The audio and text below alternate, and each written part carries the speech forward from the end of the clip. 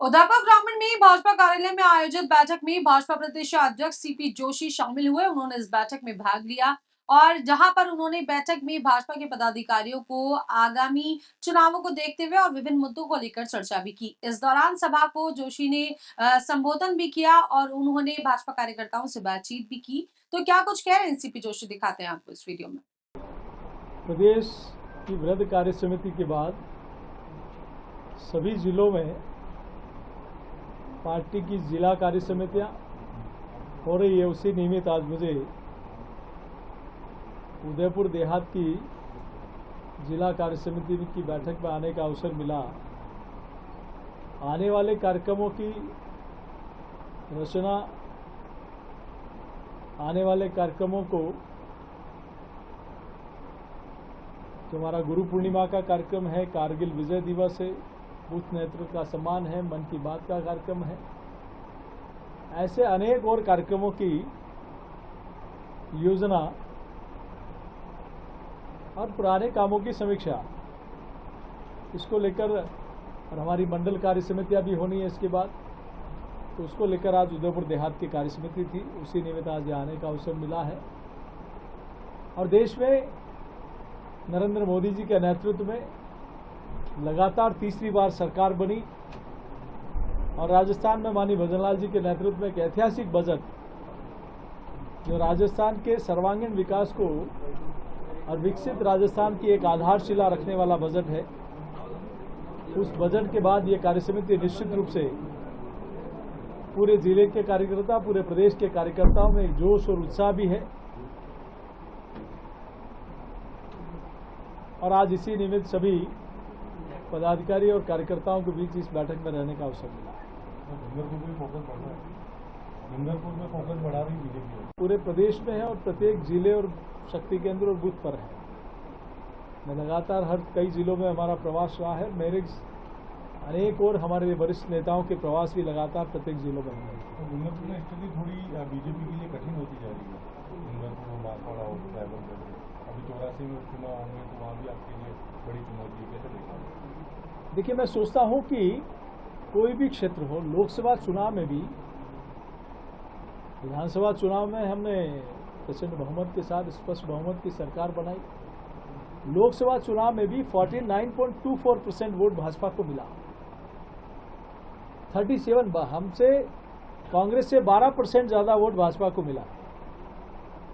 लेकिन कुछ अलायंस, बाकी पार्टियां, सभी लोग मिलकर, तो उससे कुछ सीटों पर हमें नुकसान हुआ है। लेकिन मैं सोचता हूं जनजाति क्षेत्र में भी पहली बार प्रधानमंत्री सड़क योजना से लेकर नेशनल हाईवे तक, रेलवे से लेकर मेडिकल कॉलेज, पासपोर्ट ऑफिस से लेकर केंद्रीय विद्यालय, नवोदय विद्यालय, एकलव्य मॉडल स्कूल, शौचालय, आवास से लेकर जनधन का खाता, किसान सम्मान निधि, ऐसी अनेक योजनाओं का लाभ अगर कभी मिला है तो भारतीय जनता पार्टी के राज में मिला है। और देश में पहली बार ट्राइबल मिनिस्ट्री भी मिली है तो भाजपा के शासन में आई है। संवैधानिक उस समय आयोग बना तो भाजपा के शासन में बना है। वहां सरपंच, प्रधान और प्रमुख को रिजर्वेशन का राइट्स कभी मिला है तो भाजपा के शासन में मिला है। वहां टीएसपी की सुविधाएं मिली है तो भाजपा के शासन में मिलना शुरू हुई है। वहां हर घर में बिजली का कनेक्शन मिला है तो भाजपा के शासन में मिला है। इसलिए हम अपने काम के बलबूते निश्चित रूप से वहां भाजपा के व्याप को बढ़ाने का काम करेंगे।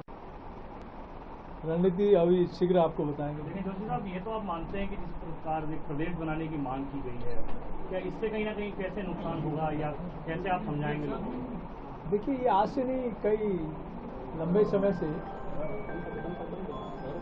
कई लोग इस काम के लिए लगे हैं।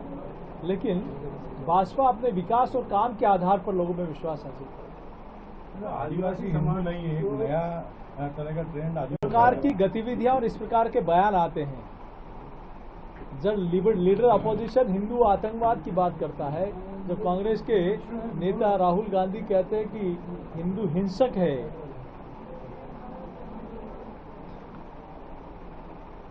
जब वो नेता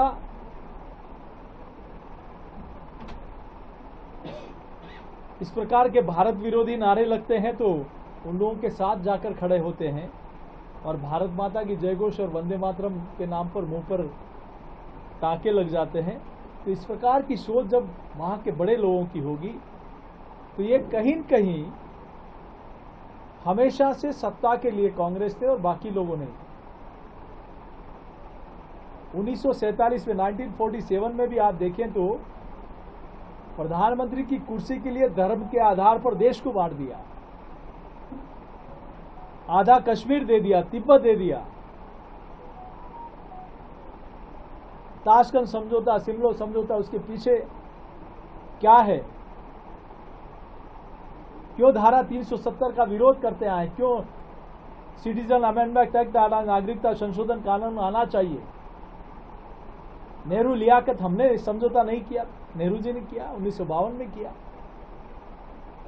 कि वहां रहने वाले हमारे जो हिंदू हैं, सिख हैं, ईसाई हैं, बौद्ध हैं, अगर वहां किसी कारणवश वापस उनको हिंदुस्तान आना पड़ा तो सरकार की जिम्मेदारी होगी कि उनको सिटीजनशिप दे, उनको सारी सुविधाएं दे। हमारे लोग हमारे ही देश में दर दर की ठोकरें खा रहे थे, कौन जिम्मेदार है उसका? और कौन है वो जिसमें सबसे ज्यादा हमारे अनुसूचित जाति और जनजाति के भाई हैं? धारा 370 के कारण वहां रिजर्वेशन लागू नहीं हुआ 1947 से लेकर अब तक। कौन जिम्मेदार है उसके लिए? कांग्रेस पार्टी जिम्मेदार है। जिन लोगों ने अपने स्वार्थ के लिए, नेहरू जी ने संविधान बदल दिया, इंदिरा जी ने आपातकाल लगा दिया, राजीव जी ने सुप्रीम कोर्ट के निर्णय को बदलने के लिए किसके प्रेशर में संविधान को बदल दिया,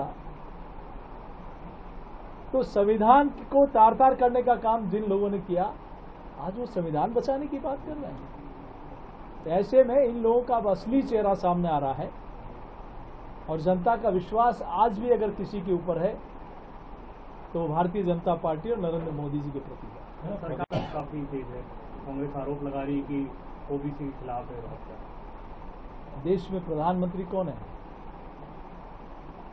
ओबीसी आयोग को काका केलकर की रिपोर्ट को फुटबॉल की तरह कौन इतने वर्षों तक घुमाता रहा और किसने ओबीसी आयोग को संवैधानिक दर्जा दिया?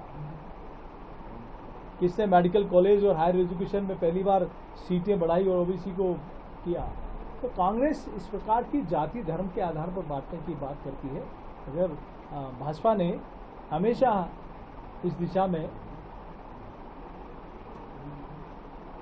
सबका प्रतिनिधित्व मिले, सबको प्रतिनिधित्व मिले, इस दिशा में हमेशा से भाजपा की सोच रही। क्या संगठन स्तर पे आप लोग कोई प्रयास करेंगे, केंद्र से इसको लेकर मांग करेंगे? हमारे माननीय सांसद कोई इस प्रकार के विषय को बात करते हैं तो निश्चित रूप से हम सब लोग मिलकर इस पर विचार करेंगे। विधानसभा में 10 जैसे शब्दों का उपयोग किया गया था, उससे आप क्या कहें? लोकतंत्र में हमेशा संसदीय भाषा का और संसदीय प्रणाली में इस प्रकार के शब्दों का कोई स्थान नहीं है। आसन पे जो भी वहाँ विराजे रहते हैं, बैठे रहते हैं, उनके प्रति वहाँ रहने वाले, क्योंकि वो पॉलिटिकल पार्टी से, चूंकि वो किसी राजनीति से उनका कोई वास्ता नहीं रहता, वो सभी राजनीतिक दलों के एक तरह से नेतृत्व करता होते हैं, उनको उनके संरक्षण में सदन चलता है। तो आसन के ऊपर उंगली उठाना और इस प्रकार के शब्दों का इस्तेमाल करना, संसदीय प्रणाली में इस प्रकार के शब्दों का कोई स्थान नहीं है। और मुझे लगता है कि कहीं कहीं फ्रस्ट्रेशन में कांग्रेस में भी एक दूसरे को नीचा दिखाने का खेल चल रहा है। तो कोर्ट छपास रोग भी कई लोगों को लग गया है। तो एक दूसरे के कंपटीशन में, लेकिन हम जिस सदन के सदस्य हैं उस सदन की गरिमा बनी रहे। संसदीय प्रणाली में जिन शब्दों का उपयोग नहीं होता उनका उपयोग नहीं हो, इसके लिए सबको प्रयास करना चाहिए। धन्यवाद।